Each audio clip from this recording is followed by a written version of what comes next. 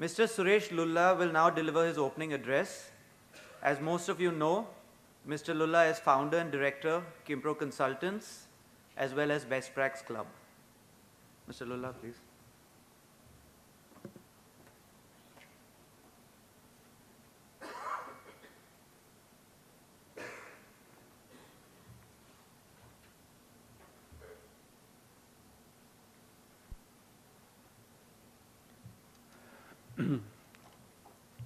Good morning and welcome back to those who were there yesterday, and a warm welcome to those who are coming for the first time today.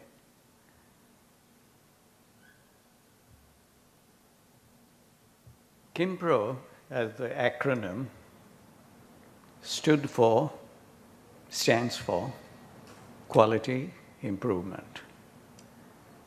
Quality improvement was relevant for the first 25 years.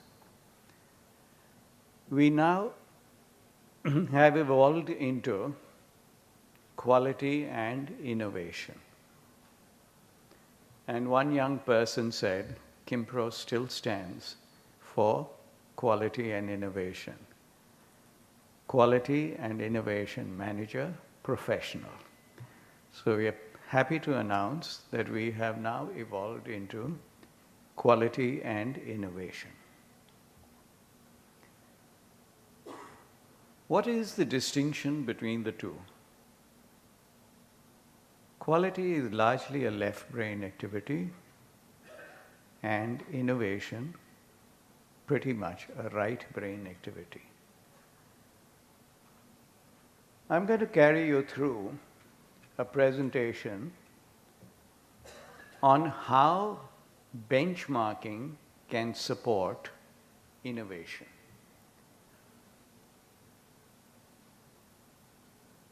Creating a culture for innovation means making a habit of innovation. It's not reserved for the R&D department or the marketing department. A culture implies making a habit of innovation.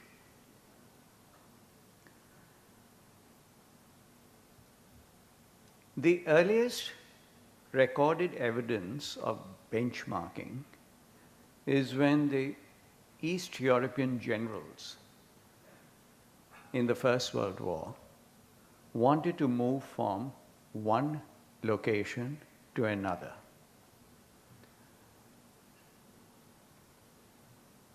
Who did they benchmark?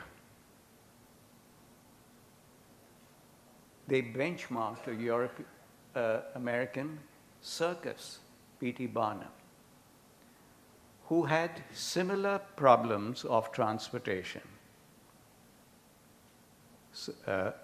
Army had its people, its weaponry, its cannons, its horses, etc., and a circus had the same.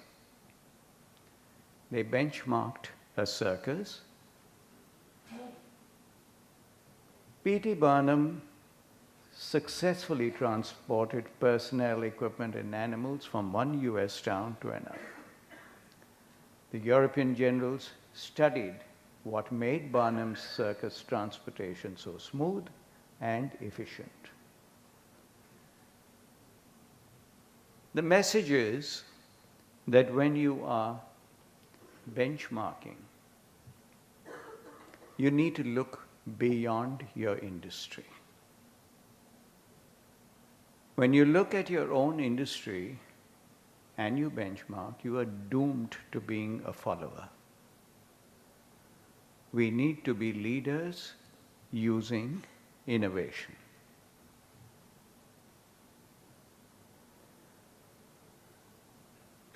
Sorry, I can't see the screen clearly.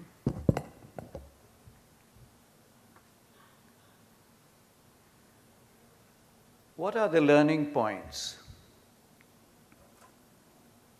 When trying to do anything better, study those who have done it at a world-class level.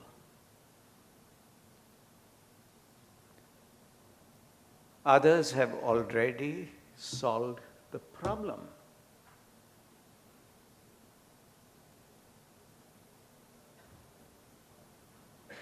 Consider those organizations who have similar processes, but who may be in an entirely different business and industry.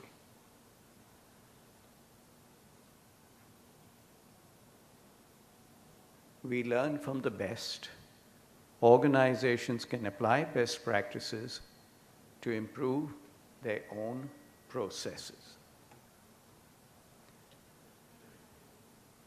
The emphasis is on benchmarking of best practices and not performance indices.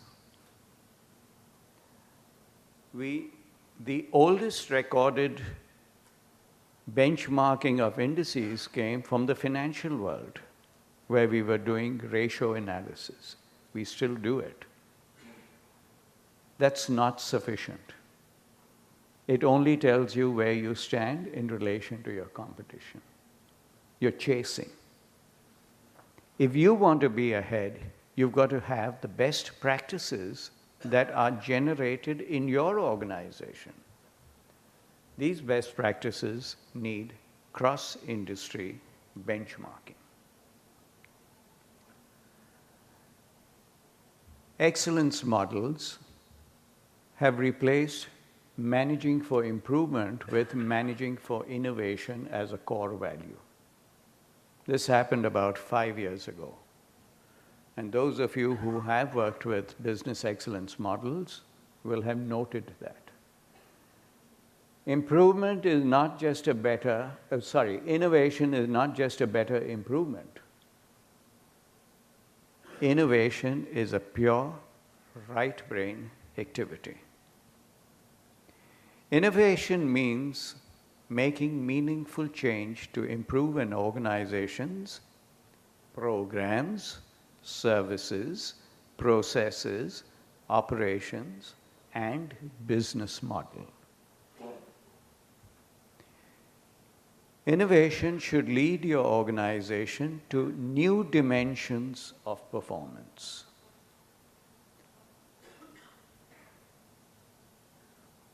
Organizations should be led and managed so that innovation becomes part of the learning culture. We're talking of leadership. Leadership embracing innovation, and then you have a culture. Innovation should be integrated into daily work. Innovation builds on the accumulated knowledge of its people. What's the most underemployed asset of an organization? The knowledge resident in the people. Knowledge tends to migrate as people get promoted, transferred, or leave the organization. Knowledge is the most important intangible asset that needs to be worked on and is a basis for cross-industry benchmarking also.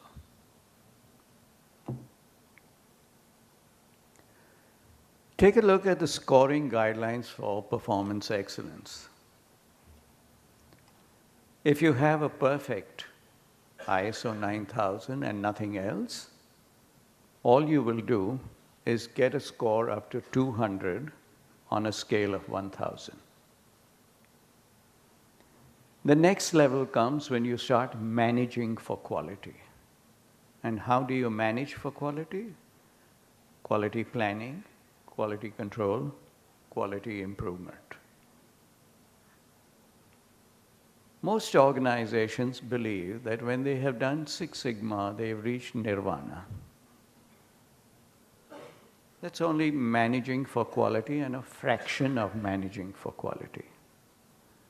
The real process we need to be addressing is quality planning or quality by design. Preempt quality problems at the design stage. The next level is quality of management. When you're looking at performance of all processes in an organization functioning like an orchestra, and the result areas here go beyond operational performance into customer satisfaction, employee satisfaction, community satisfaction, leadership governance, market share, financial results, and so on, in a balanced way. And so you can win an award at that band. And many organizations have won trophies on business excellence in this band. But there's a big danger. When you win a trophy, you are also being benchmarked. You become visible to everybody for benchmarking of best practices. Your best practices will get commoditized sooner than you know, either through formal or informal benchmarking. So to go beyond winning a trophy, we need to now bring in benchmarking for best practices. And benchmarking for best practices helps us stay ahead in the race. While others are catching up with you, you are running ahead through benchmarking for best practices, and you're mature enough to know which industries to look at and the processes to look at. We make an excuse that, oh, this company is not from our industry. How many of your processes are proprietary to your industry? 70% to 80% of your processes are generic, whether it be leadership, strategic planning, customer focus, etc., etc., etc. We need to focus on that 70% and stop worrying about the the proprietary practices which inhibit us from benchmarking. Now you benchmark and you're constantly running at a pace faster than your competition. How often do you realize that your branding is based on the good work you do? We don't know what good work we do. More often than not, the good work that we do is taken for granted. That belongs to the culture. Be it the Tatas, be it the HDFCs, be it the Birlas. Well, that's our culture. We don't even recognize what good work we do. We need to harvest these practices, and we need to innovate the good work we do. The subject of innovation should not be bridging a gap. The subject of innovation should be to innovate upon what will add to our branding. And so, you need to innovate. Now when you look at the ambition of Qimpro, where we're saying from quality to innovation, that's only the bread, but in between, the content has to be managing for quality or excellence and benchmarking for best practices. Only then will we reach a formal innovation culture.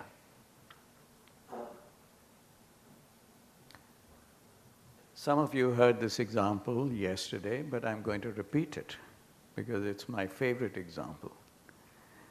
And it makes me very proud to know that there's a hospital in Madurai called Arvind Eye Hospital that is the benchmark for cataract surgery. Affordable cataract surgery. High volume cataract surgery. Now, this is a simple place like Madurai, but a visionary leader who says, I want to make cataract surgery affordable for the masses. And it should not compromise, it should be done perfectly. And I don't have the resources. I have to get extraordinary work from ordinary people. And so, who did he benchmark? Pizza Hut. He picked up the best practices of Pizza Hut and transported them to cataract surgery. Are you getting the message? There are umpteen such examples we can talk about beyond this forum. And I would urge you to expand your thinking and think of benchmarking of best practices if you truly want to be innovative. If you truly want to build a brand that's based on innovation. And so, thank you very much and have a great competition.